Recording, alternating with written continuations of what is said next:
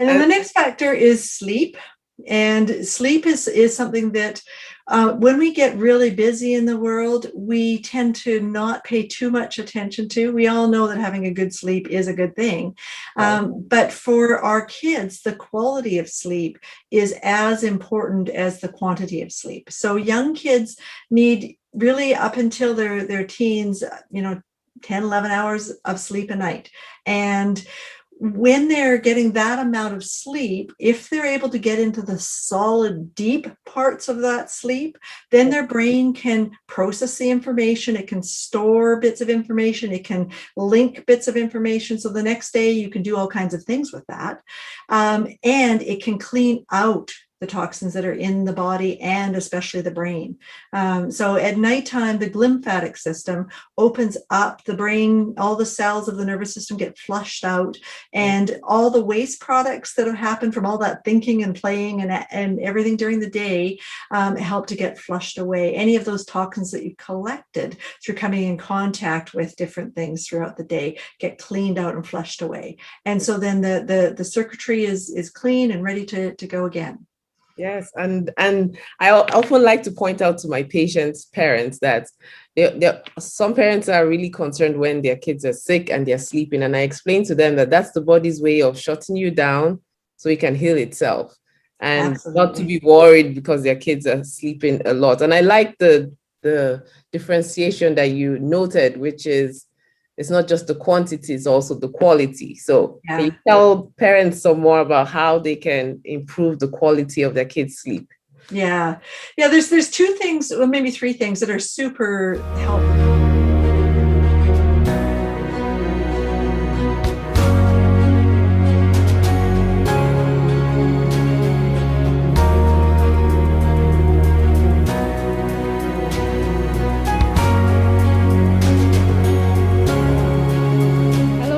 Welcome to Brain Power with Dr. Echo. And today I have the amazing Michelle Riddle, and she's going to introduce herself. Hello, everyone. Yeah, it's a pleasure to be here with you. So my name is Michelle Riddle. I'm an occupational therapist and a registered holistic nutritionist. I'm also a faculty member at Vancouver Island University and have affiliations with the University of Alberta as well. So my business is Resilient Health, and I'm the founder of the Global Alliance for Our Children's Future.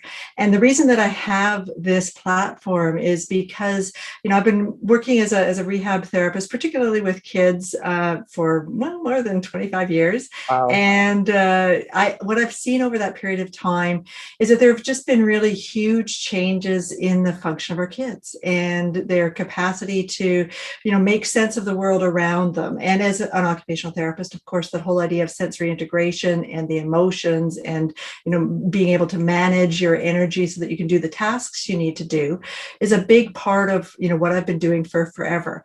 And so in the last probably 10 years, I've really taken a deep dive into some of the foundational pieces, some of the things that really make sense underneath. And then as we start to address those foundational needs, what I'm seeing is so exciting because these kids are getting better. Their symptoms are falling off the table and they're able to do so many of the things that they want to do with ease. So it's really an exciting process.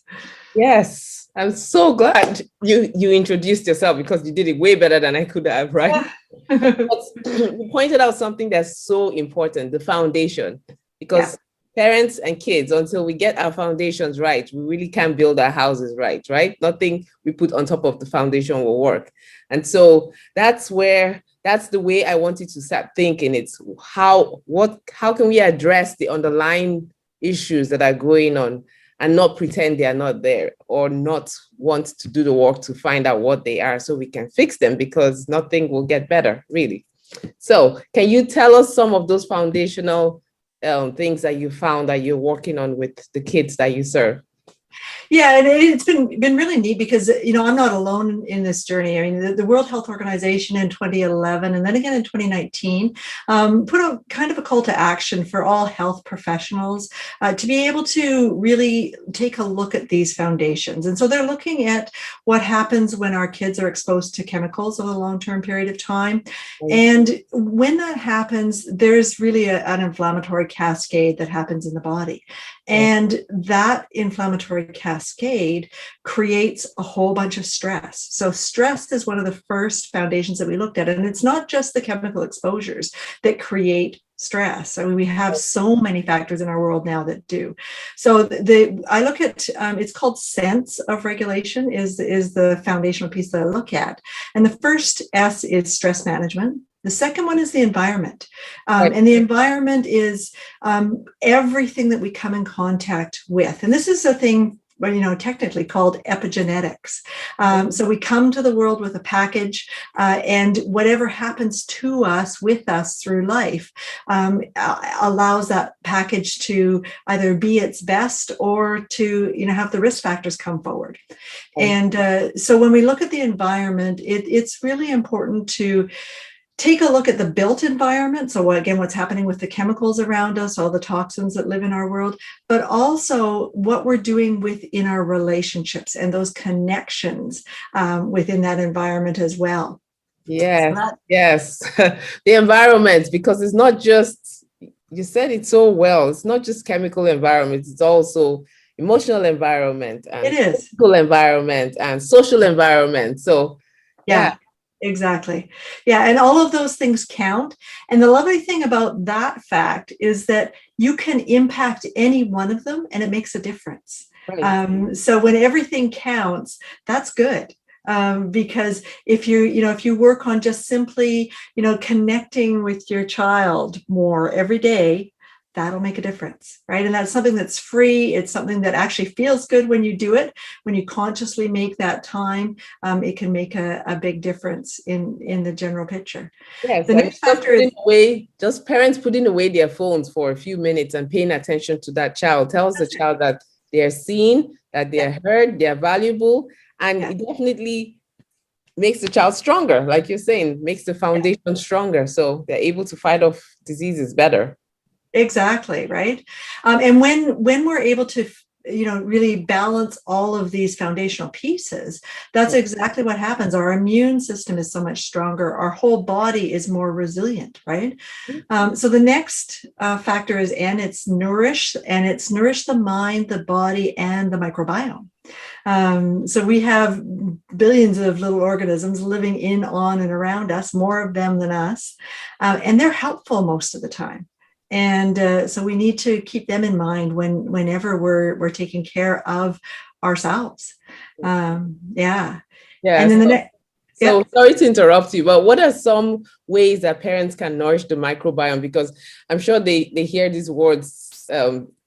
It's like becoming words that are being used more and more in the society. But what exactly does that really mean? Yeah. So that's actually a really fun one. And if you're wanting to spend time with your child, getting your hands in the dirt, and that can be in an apartment building with a pot and a couple of little seeds and grow some sprouts. That can be if you have any kind of a yard, getting outside and planting and digging and doing things. It can be going to a beach or a park and digging away. Dirt contains amazing beneficial organisms. And again, getting into that dirt, that's something that, if you live in a city, may not be normal. And so having, a fun time to do that with your kids can be really helpful for nourishing the microbiome. And as well, looking at the kinds of foods that you eat. So whole healthy food, whole chemical-free food is good for our bodies, our cells, the human cells, but it's also really good for the microbiome as well, because those little organisms need indigestible fibers. Well, you can only get those from whole food. You can't get them from the flour that's been processed. It has to be the whole food. So something like a raw asparagus is really, a great thing to be eating. Something like celery is a great thing to be eating. Anything that has those whole fibers helps to nourish the microbiome. Right. And not just the microbiome, it also helps prevent constipation, right? It does, Which we absolutely. know will change the behaviors of the children if they're constipated. Because Exactly. that's Yeah, another big one. Yeah. it is another really big one. Yeah. Right. Yeah. And then And the next factor is sleep. And sleep is something that when we get really busy in the world, we tend to not pay too much attention to. We all know that having a good sleep is a good thing. right. But for our kids, the quality of sleep is as important as the quantity of sleep. So young kids need really up until their teens, 10, 11 hours of sleep a night. And when they're getting that amount of sleep, if they're able to get into the solid, deep parts of that sleep, then their brain can process the information. It can store bits of information. It can link bits of information. So the next day you can do all kinds of things with that. And it can clean out the toxins that are in the body and especially the brain. So at nighttime, the glymphatic system opens up the brain, all the cells of the nervous system get flushed out, and all the waste products that have happened from all that thinking and playing and everything during the day help to get flushed away. Any of those toxins that you collected through coming in contact with different things throughout the day get cleaned out and flushed away. And so then the circuitry is clean and ready to go again. Yes, and I often like to point out to my patients' parents that some parents are really concerned when their kids are sick and they're sleeping, and I explain to them that that's the body's way of shutting you down so it can heal itself, and not to Absolutely. be worried because their kids are sleeping a lot. And I like the differentiation that you noted, which is it's not just the quantity, it's also the quality. So can you Yeah. tell parents some more about how they can improve the quality of their kids' sleep? Yeah. There's two things, well, maybe three things that are super helpful in that area. The number one, or the first two, actually, they go together. Is getting outside and active. So you get bright light during the middle of the day, and you're moving your body. And so if you can get outside into nature, moving around, using your body, you're going to sleep much better. All of us are going to sleep much better. Yeah. And the light is really important. So if there's too much blue light near bedtime, then what happens is that the melatonin isn't released. And so turning off screens, 2 hours before bed, having it a quiet time, having it so that the artificial lights are turned down a bit can be really helpful. And then one trick that a lot of families I know are doing, and it really does make a difference for some of these kids, is turning off the Wi-Fi at night. Yeah, because those signals, I mean, they're everywhere. We couldn't be doing this if they weren't, right? They're flying through the air, and our bodies are electric. That's how the signals come from the brain to the hand. And so if these signals are really all around the child when they're sleeping, they're stimulatory. The brain's picking up on this ping and that thing and whatever. And so you can't get into that deep sleep. So yeah, I know. When I found that out, I was like, really? yeah. And that's something that has come to the fore not too long ago, because I had no idea about that earlier, but I found it makes a difference. Actually, in my house, I was actually did a little mini study at home to see what would happen on the days I turned it off if the kids slept better, and they did. So Isn't that fantastic? I know this does work. So parents, please turn off your Wi-Fi at night. That's another way to keep the teenagers asleep, right? Then they have no Wi-Fi to get online, and you see, it works out. Yeah, exactly. And when it just becomes a habit, right? And it makes everything easier, because if you can sleep well, you wake up happy, you wake up ready for the day. And so you don't have these struggles in the morning. It's not, oh, we got to get ready, we got to go. It's a much easier start to every day. Mm-hmm. That's absolutely right. And so in your experience, the kids who don't sleep well, what kinds of behaviors have you seen in them? Yeah, it's actually really interesting. So I do a presentation on this, and one of my slides gives the definition of sleep deprivation by several authors, and it's irritable, it is brain fog, it is poor attention span, it is moody, it is anxious. And then it gives the definition of ADHD by several different authors, which is irritable, anxious, brain, right? They're identical. So it's really an interesting thing because we have so many kids that have difficulties focusing their attention. And we know ourselves that when we don't sleep well, it's really hard to focus our attention. And in Powell River, British Columbia, where I live, one of our clinics is really neat. They've got a prescription pad that has lifestyle factors on it. And they were actually helpful in bringing together this sense of regulation program. And one of the factors, of course, is sleep. So before they even explore ADHD from a diagnostic perspective, they're exploring sleep first and making sure that the child is getting the right amount of sleep, that they're getting the right quality of sleep. They have little packages that they give on tips and tricks for helping to boost sleep.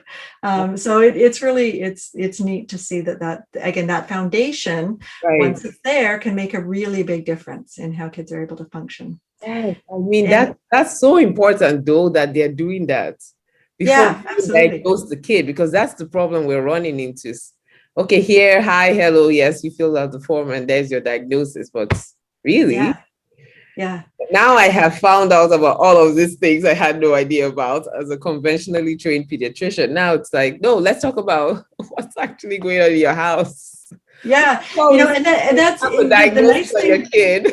The nice thing with doing that, though, is that, again, when you start looking at those lifestyle pieces, we did a clinical study there, and we found that when we address those lifestyle pieces, on average, the kids were improving their functions by more than 40%. That's really significant, right? It is. And once you make those habits, then they carry on, right? And that's what it is. It's a habit shift. At first, it can be difficult. It can be, a challenge to think of these new things, to try some new things.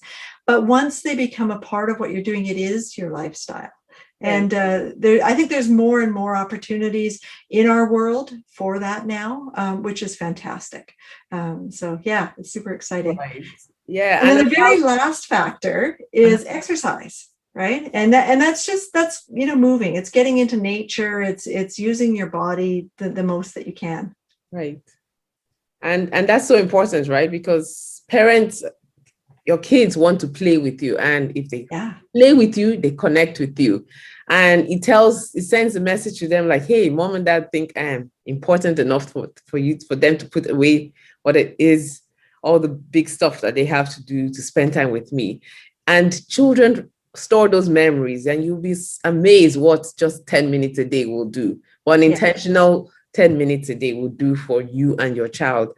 And the bonding that happens is like unbelievable. I have a 9-year-old, and this is his recurring cry. Mommy, play with me. Nobody has played with me today. You need to play with me. It's your turn. Exactly. Then we have to wrestle. And I'm like, oh my God, wrestle. Who does that? But the times I have agreed to do it, it's been so much fun. Absolutely. The rest of the day he's listening. Like when I ask him to do something, he actually listens. It's like, I'm telling you, it works. Yeah. And that attunement, that connection is huge, because that's exactly what it does. Like if you feel good with your group, you're going to want to be a part of that group. You want to do what that group's doing, right? And it takes that time. It takes that buy-in. And we don't base our memories or our connections based on the activities, particularly. We base it on how we feel. And if it's fun, if all it is that you have, an 8 or 9-year-old sitting on your lap and you're rocking back and forth and twirling them around and tickling them, and they're giggling and laughing, and that's going to make you giggle and laugh. And you do that for 3 or 4 minutes, fantastic, right? You put on some music, you have a kitchen dance party while you're making dinner, right? There's so many opportunities to just naturally bring these things in with your day. And then everybody feels good, right? Right. So I'm curious, do you use music in your therapy sessions with your patients? Yeah, music and rhythm is a big part of what we do, because the rhythm regulates. Our body is based around rhythm. Our body is based around cycles, and so when you can use that rhythm, it really helps to, again, lower that stress load. Our body knows the predictability of it. It can process in and around it. One of the exercises that I do, it's a brain body integration exercise, and it's with a couple of balls, and it's just simply a rhythmic passing, rhythmic bouncing when they get better. When they get really good, sometimes it's 3 and 4 balls, and it's almost like juggling. It gets super fun for the kids when they get really good at it. But it just starts off with a simple rhythm. So you take the ball, and it's pass and back and pass and back. Now, this uses several things. You're using your eyes to follow the ball. You've got your trunk stability, so you need to be there. You are using both sides of your brain. So when you cross midline, both sides of the brain have to talk.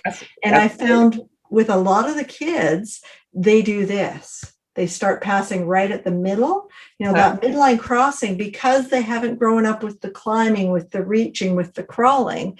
That hasn't developed for them. So both sides of the brain are not communicating as well as they can. And by doing things like that kind of a rhythmic activity, it builds their ability. It's simple, it's fun, and it feels good. Yeah, it does. And you can even make a game out of it at home or in the car. Absolutely. When you're driving. Yeah. You can add words to it. You can add, again, the balls to it. You do a bend, bounce, catch, pass. There's lots of, it's a whole, all kinds of patterns with it, right? Right. Yeah. Oh, that's so cool. Do you have another game you can show us? Yeah. It's really fun when you do these games. One of the games that I really love for up leveling just your brain power is, and it's a stress management technique. It turns on oxytocin. And so the game is to look at somebody or something like you think it's the absolute most amazing thing in the whole wide world. And when you do that, so I'm looking at you like you are the most amazing human that I've ever seen. And you actually are. You're pretty neat. So when I do that with you, right? What do you feel? Right? I feel good too. Yeah, exactly. And so do I. Right? Yeah. So it turns on oxytocin in me, and it turns on oxytocin in you. What that does is it does an amazing thing about connection, and then it just dampens down all the stress responses, because when you feel good, it's really hard to feel bad. When your stress has been managed, when the stress responses have been dampened down, your brain can now think. Right. So that's one of the things that I like to teach parents, what I like to teach teachers, is that when a child is melting down, when a child is acting out for whatever the reason, look at them in that moment like they are the most amazing human you've ever seen. Yeah. And it's going to, whatever reaction they're having is going to abate much quicker. And they're going to be able to think and hear you and process really soon. You don't have to wait till they're melting down to do that. You can do that all the time. I do it in traffic. So if it's raining and I'm in a hurry to get somewhere, I will look at the headlights in front of me like they're the most amazing thing that I've ever seen. And that, just like, forget this stress idea, right? I'm running on oxytocin. That's so cool. Oh my goodness, so I love it. I'm definitely gonna use this one. Yeah. Oh my gosh. When the patient is screaming in my office, I can take a look at them. Or even my kid at home, I can take a look at them like they're the best kid ever. And guess what? That's the thing that they are. And they act like they are. Yes, exactly. And it just shifts everything. Yeah. Yeah, because I was actually listening to Brené Brown yesterday talking about the power of vulnerability. And she was saying, if you dampen or you hide your stress, then you also dampen your joy. So I like that you're teaching people how to be aware of the stresses that they have, take care of it, right? Not just pretend it's not there, because it is going to show up. It is there, right? It's a, those moments are highly stressful moments, 100%. But as a parent in a family circle, we don't have to wear everybody else's stress, right? And so when we consciously are aware that, this is going on, this is stressful, I can do something like this, then everybody can start thinking again. And that's good. Yeah. And it starts with us, the parents, right? So parents, Yeah, exactly. Yeah. I've been working on myself to stop reacting and learn to respond. So I've started counting to 5 when I want to just say something when my 12-year-old is being a 12-year-old. Right. Start to like slow my horses, count to 5, and it's amazing how I'm able to just respond calmly. I'm like, okay, this too will pass, right? The war hasn't ended. And that's what the kids need. They need safety, they need security. They need to know that, even though they're in turmoil, there's this emotional stability there for them, right? Yes, and they're looking to us to provide it. That's the interesting part. So even though they are just waiting for you to just inject calm into the situation, and then they'll follow you. Yeah, exactly. Then if we don't recognize that and we're all going at each other, then of course. And then it just accelerates. And then what happens is that when we stress, we regress. So all of us act like a bunch of 2-year-olds. Every single one of us, parents included, right? It's like, I know. Oh my gosh. Is it okay for me to tell on myself? My 3-year-old the other day, I raised my voice a little bit. She told me, Mommy, you just broke the rules. My teacher said, if you raise your voice, you broke the rules. I was like, okay, so I had a choice.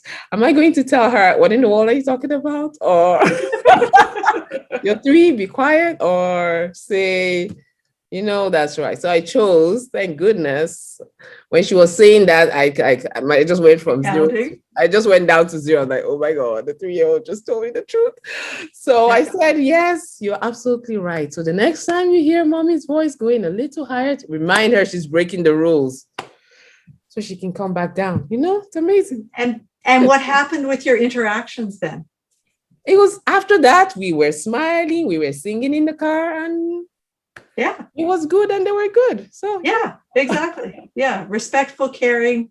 Because I can't tell her to be respectful and not yell when I'm busy, when I'm yelling at her. That won't work, right? Exactly. That's fantastic. So wonderful. So can you tell us the acronym again? It's SENSE.